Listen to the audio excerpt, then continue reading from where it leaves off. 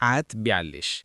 لو كان عرضا قريبا وسفرا قاصدا لاتبعوك ولكن بعدت عليهم الشقة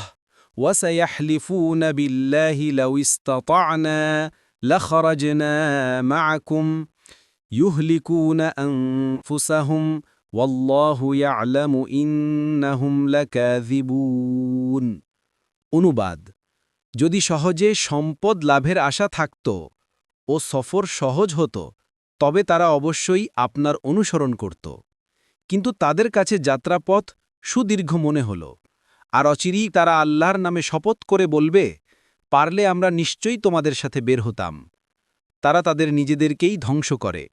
আর আল্লাহ জানেন নিশ্চয়ই তারা মিথ্যাবাদী ১ নম্বর তাফসীর ১ নং ফুটনোটের বিবরণ এ আয়াতে অলসতার দরুন জিহাদ থেকে বিরত রয়েছে এমন লোকদের একটি ওজরকে প্রত্যাখ্যান করে বলা হয়েছে যে এ ওজর গ্রহণযোগ্য নয় কারণ আল্লাহ যে শক্তি সামর্থ্য তাদের দান করেছেন তা আল্লাহ রাহে সাধ্যমতো ব্যয় করেনি তাই তাদের অসমর্থ থাকার ওজর গ্রহণযোগ্য নয়